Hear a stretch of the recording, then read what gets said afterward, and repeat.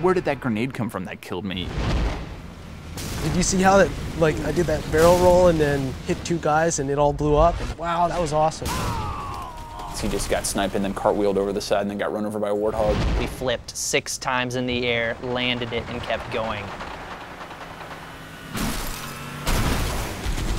So it's sort of fun that with Save Films, that single bullet that comes in that's actually gonna kill you, that hits, then to actually watch blood start coming out and to see the guy get shot back, to watch that in slow motion and to see, look how cool that ragdoll is, look how cool this particle system is, look how cool that looks. It's just fantastic, and it's really fun to see. People can't make things up now. They can't lie about what happened in the game last night. They can't exaggerate. Save Film essentially is an automatic replay of every game you play. Fly anywhere you want to in the map, pan around, check things out.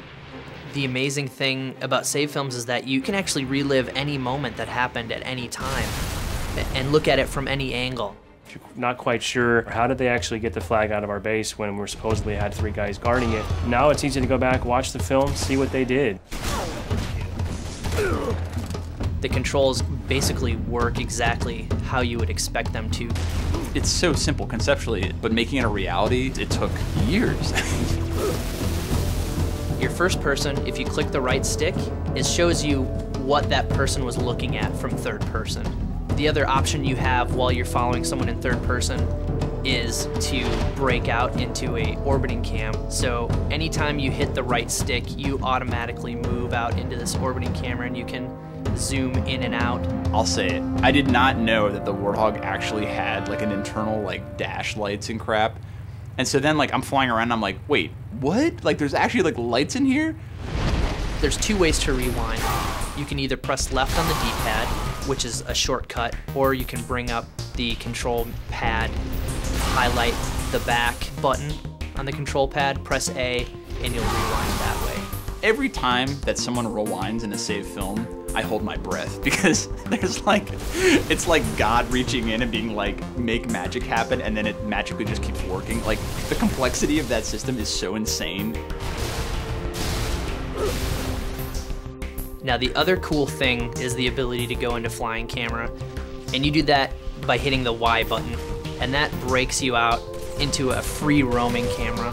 You can watch it from above and you can see what you did, maybe get a perspective where you can actually see the impact of that grenade you threw and zoom in really closely on the action that happened after that. So there's one group who was like, no, don't allow it. They're gonna see too many lies. It's a pain in the ass. The other side of it was like, look, flying cam is cool as shit. It actually is a big deal. When you're in flying camera, if you hold in the left trigger, you can actually fly around the map faster. And then the right trigger is your speed control. If you hold down the right trigger in just a little, you'll notice it's slow motion. And if you hold it in all the way, it actually becomes fast forward.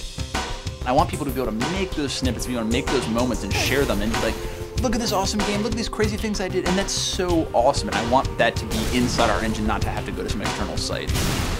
Save Films and Forge, I think, represent the coolest features that we have in Halo 3.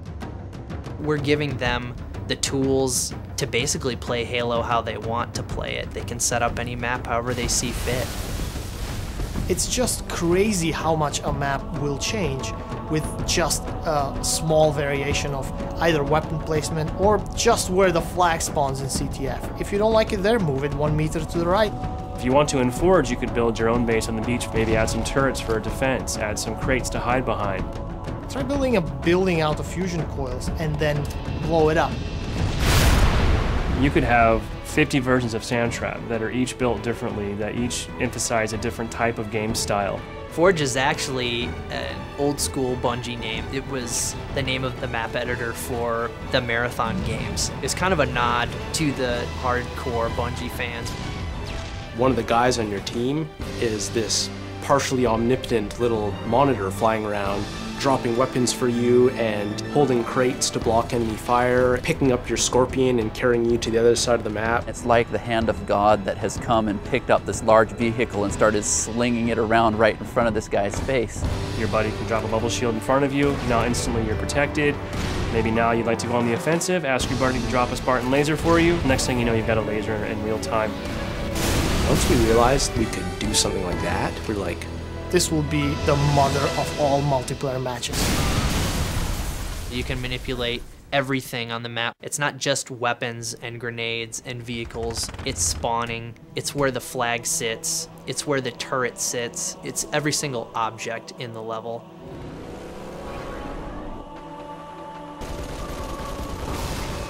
They're gonna love the Forge because they can spend hours dropping tanks on each other. Each item has a cost associated with it. You have only so much Halo currency to spend on a particular map. Yeah, I've joked that people are going to take our maps that are broken, and within a week they're going to fix them because they're actually going to make the real version of like, hey, you know what, Bungie, your version of Territories in this level sucked, and here's the real one.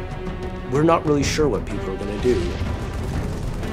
People are going to figure out new ways to use the Forge that I think we don't even understand or know are possible yet. The next crazy thing that you're like, oh my god, they just took Forge and they took save films of that and they added voiceovers and they just did Macbeth. Holy crap, like that's crazy and that's awesome. Everyone's riffing off each other's ideas, and then all of a sudden some diamond just emerges from it where everyone needs to have this map. Oh, this is so cool, I can't believe we're actually letting people do this. This is the stuff that's going to keep people playing for years on end, that's going to make a billion hours get logged on Xbox Live. This is the thing that is going to really set our game apart from the rest, I think.